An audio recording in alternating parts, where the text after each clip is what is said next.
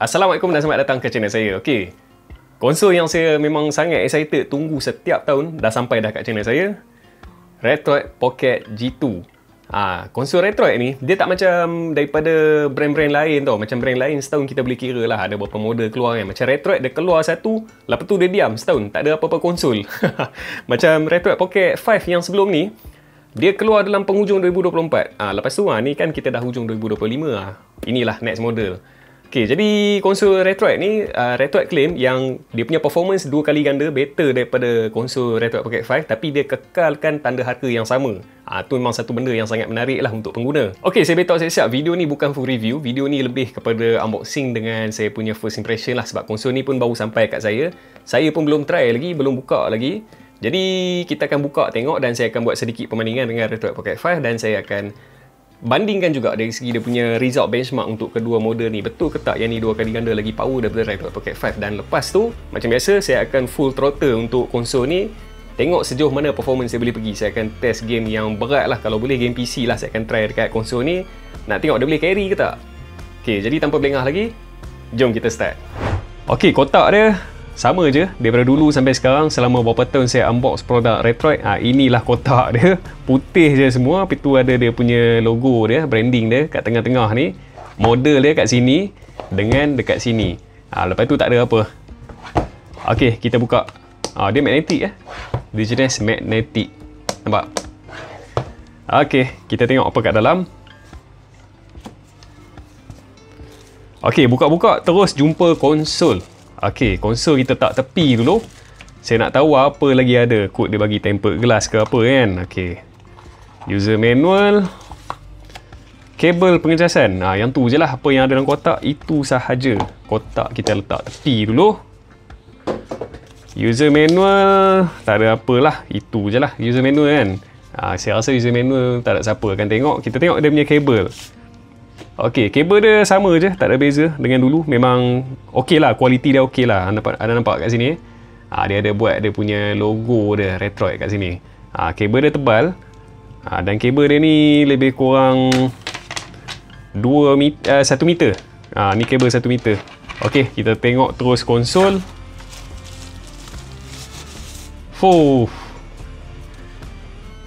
Okay, yang ni untuk makluman anda, ni adalah special edition punya colour lah untuk siri G2 ni. Tapi tak terkata saya tengok. Cantik depan mata. Dia sama macam siri yang sebelum ni dari segi design. Dia punya depan dia full glass. Tapi konsep colour dia ni memang betul-betul macam Nintendo Switch Lite. Dia punya button semua putih. Dia punya depan dari segi design, saya cuba cari beza. Okey, beza dia, saya rasa tak ada beza dengan siri yang sebelum ni. 100% sama. Kejap saya ambil. Yang ni siri yang sebelum ni. Ni Retroid Pocket 5, ni Retroid Pocket G2. Memang tak ada beza. Saya rasa bukannya hampir sama, memang 100% sama dari segi design dia. Depan, belakang. Bukan nak kata tak okey dia guna lagi design ni. Design ni okey bagi saya. Memang okey lah dari segi dia punya keselesaan penggunaan tu kan. Dia ada ergonomik sikit bentuk kat sini kan. Dia ada sentuhan ergonomik, selesa lah kita pegang walaupun dia slim, kecil. Okey je. Cuma kalau boleh nak tengok sesuatu yang baru kan. Tapi tak apalah, dia bawa design yang sama. Selagi mana kita guna rasa okey, selesa, sedap kat tangan, tak ada masalah lah kan. Okey, tak apa, kita letak dulu yang ni kat tepi. Kita fokus tengok kat sini. Okey, bagi anda yang dah ada Retroid Pocket 5, memang tak ada sesuatu yang baru lah untuk dia punya design. Ni adalah benda yang sama dari segi design lah. Macam saya sendiri pun, sebab yalah Retroid antara konsol paling lama saya pegang. Tapi tak apalah, mungkin anda yang tengok ni pertama kali tengok kan. Okey, saya cerita sikit lah tentang design dia. Okey, body dia ni bagus tau, sebab dia bukan jenis fingerprint magnet. Tekstur dia jenis matte yang rasa macam kesat. Lepas tu dia punya dekat bahagian grip ni ada macam tekstur. Lepas tu dia punya ni lah, lubang pengudaraan dia memang besar. Kat sini exhaust fan dia dekat sini. Kalau tak silap saya, dia dekat tepi ni. Itulah. Dari segi design dia, atas ni volume button dengan power button. Lepas tu dia punya shoulder button dengan dia punya trigger button ada macam tekstur. Jadi sedap lah kita nak guna kan. Lepas tu kat bawah dia ni tempat untuk kita masuk memory card. Lepas tu dia ada lubang headphone jack. Lepas tu dia ada port pengecasan merangkap output display. Kalau kita nak cucuk ke TV boleh. Lepas tu kat sini dia ada lubang mikrofon dia. Okey, itu je lah untuk bahagian luaran dia. Untuk speaker dia letak dekat depan. Bagi saya untuk speaker depan ni memang sangat okey lah, sebab kita akan dengar lebih clear dia punya audio sebab dia straight ke kita. Jadi segala detail bunyi apa semua kita akan dengar dengan jelas. Okey, kita on terus. Intro dia masih sama, tak ada beza kat sini saya nampak. Retroid Pocket. Oh, dia tak ada tulis G2 lah, dia Retroid Pocket je. Okey, macam biasa, proses setup. Tekan next, nak pilih bahasa, nak connect wifi. Tak apa, saya settlekan dulu semua tu, sekejap lagi kita jumpa balik. Okey, jadi bila kita start, kita dah siap setup, pilih bahasa apa semua tu, dia akan pergi pada Android punya user interface. Kat sini dia ada Google Play Store, ada Google Chrome. Kita tolak tepi boleh tengok lagi apps apa ada. Kita tarik turun, kita boleh tengok dia punya drawer. Dekat drawer dia ada performance, kita boleh pilih. Kita nak high performance ke atau performance ataupun standard. Kalau high performance ni dia overclock dia punya performance. Biasanya saya akan biarkan dekat high performance lah. Lepas tu dekat fan saya akan biar pada smart. Kalau saya letak dekat sport, dia akan sentiasa dalam keadaan kuat dan dia punya fan tu boleh bunyi lah. Kalau kita letak pada smart, sistem akan decide masa bila nak kuat, masa bila nak pelan. Kalau perlu untuk kuat, dia akan kuat lah. Kalau tak perlu, dia akan pelankan lah. Bagi saya lebih baik kita letak smart lah kan.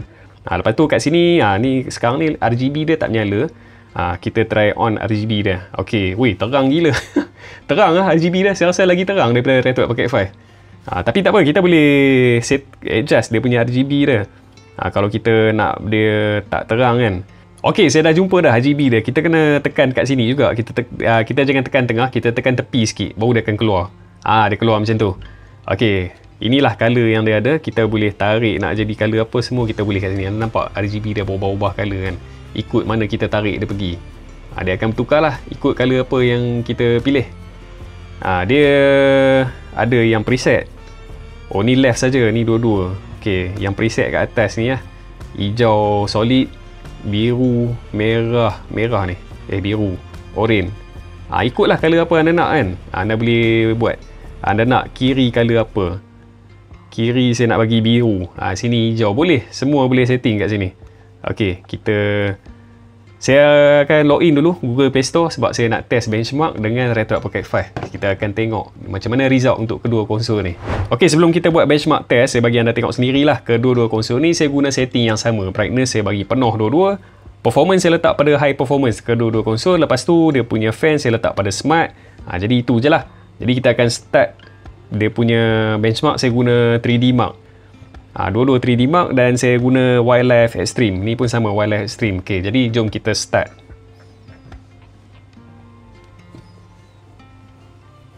Okey, jadi ini adalah skor 3D Mark yang dia boleh dapat lah untuk kedua-dua konsol ni. Retroid Pocket 5 1335, Retroid Pocket G2 3051. Bagi anda tengok dekat sikit, nampak 3051. Dari segi angka ni memang betul lah, dia dua kali ganda lagi kuat daripada Retroid Pocket 5. Tapi itu dari segi angka dekat benchmark. Macam mana pula dari segi performance gameplay. Kita akan test game pula.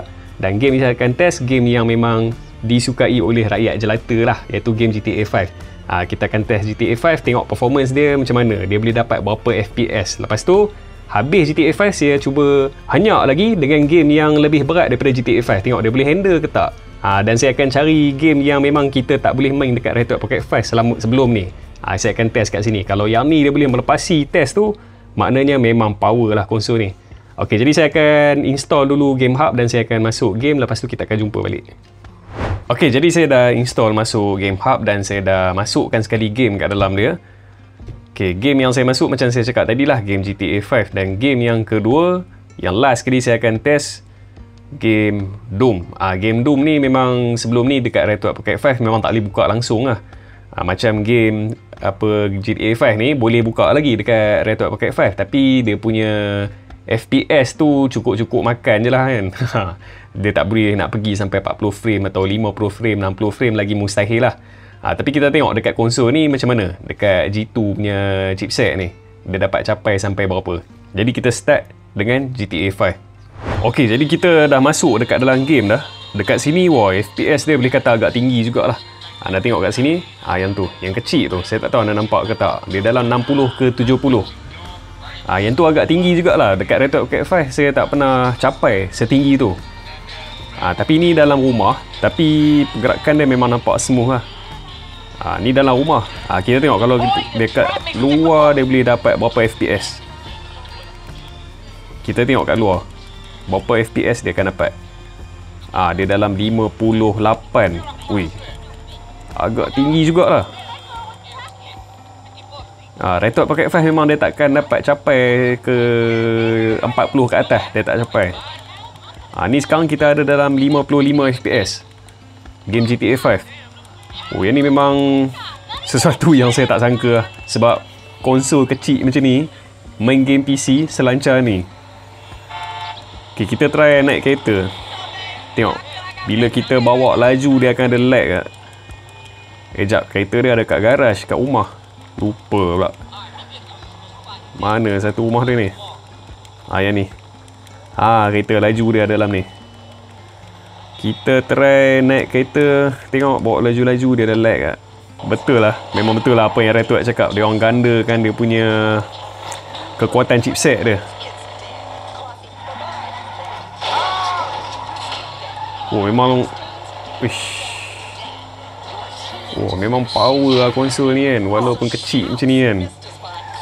Okey, kita cuba sesuatu yang lebih berat daripada GTA 5. Sekarang ni untuk GTA 5 setakat ni lah. Apa yang saya boleh cakap untuk GTA 5 ni memang lancar gila. Anda tengok lah, dia maintain dalam 50 frame. 50, kalau dia drop pun paling-paling 40 lebih lah. Dia dalam 50, 60 macam tu lah. Memang tak tahu nak cakap macam mana. Tapi untuk konsol sebesar ni dengan harga yang macam ni, boleh main selancar ni, memang tak apa. Kita tengok next game yang lebih berat daripada ni. Tengok macam mana. Kalau dekat Red Dot Pocket 5 memang tak boleh buka langsung lah. Game ni saya pernah try dekat Red Dot Pocket 5, memang tak boleh buka langsung game Doom ni. Okey, kita tengok dekat sini. Kalau boleh buka memang hebat lah ni. Memang hebat. Kita try tengok. Game Doom dah boleh start. Game Doom dah boleh start. Tapi dia dalam 30 frame. Kejap. Gila. Game Doom boleh main kat sini. Sebelum ni memang tak boleh langsung. Nak buka tak boleh langsung. Bukan kata boleh buka tapi dia jadi slow ke apa. Memang tak boleh start langsung. Anda tengok sekarang. Gila. Game Doom boleh main. Ni Game Doom version PC. Kita run dekat Game Hub. Memang banyak lagi saya nak try ni. Kalau kata Game Doom pun boleh main. Okey, jap kita pergi kat depan. Dia banyak sikit enemy. Kita tengok kat situ. Dia akan kick keluar ke atau kita still boleh main lagi. Okey, kat bahagian luar tu, luar pada cermin tu, kita keluar kat sana, dia akan ada banyak enemy. Biasa kalau chipset yang tak cukup kuat, tempat yang banyak enemy kan, yang banyak subjek grafik, dia memang dia tak boleh nak handle, dia akan kick keluar tu daripada game. Okey, jadi kita akan keluar tengok konsol ni, dia boleh habis lawan kat luar sana, ataupun tak ada habis, dia akan lag dan dia akan keluar tu daripada game. Okey, jom kita start tengok. Kalau dia boleh habis, memang hebat lah konsol ni. Okey, sekarang ni dia tak ramai lagi. Lepas semua ni mampus, baru dia ramai nanti. Okey, kita habiskan yang ni semua. Habiskan yang ni.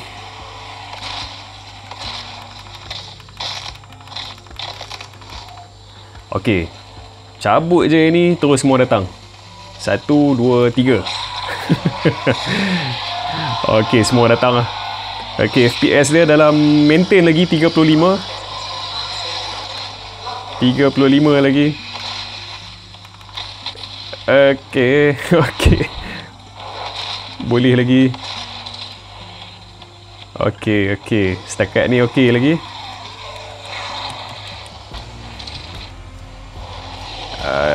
Okey.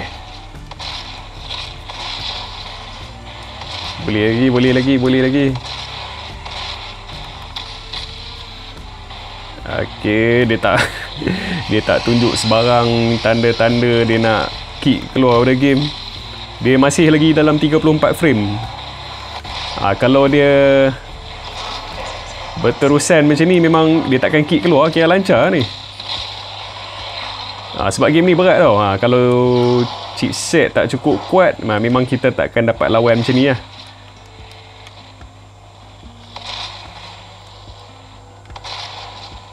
Okay, nak habis lah. Sikit je. Okay, satu lagi. Ada lagi. Habis. Ada lagi. Ada lagi kat atas. Okay. Ada lagi. Kat bawah ada lagi. Tu. Duduk bergaya kat situ pula. Mana dia pergi? Mana dia pergi? Oh, tu. Okay. Wah, habis lah. Berjaya habis. Tempat yang banyak enemy. Berjaya habis. Okey, jadi setakat test yang saya sempat buat dalam video ni, apa yang saya boleh cakap tentang Retroid Pocket G2 ni, walaupun design dia sama dengan siri yang lepas, iaitu siri Retroid Pocket 5, tapi dari segi performance memang satu upgrade yang besar lah. Anda tengok sendirilah tadi game PC yang sebelum ni tak boleh buka kan. Dah boleh buka dekat Retroid Pocket G2 ni. Okey, jadi saya rasa setakat tu sajalah perkongsian saya untuk video kali ni. Kalau anda berminat dengan Retroid Pocket G2 ni, anda boleh tekan tag produk dekat bawah, dia akan lompat pergi ke Shein Store dan anda boleh proceed order macam biasalah. Seperti biasa, sekiranya anda rasa video saya memberi manfaat kepada anda, jangan lupa subscribe dan tekan butang loceng yang ada kat sebelah dia agar anda dapat notifikasi daripada video-video yang terbaru daripada channel saya.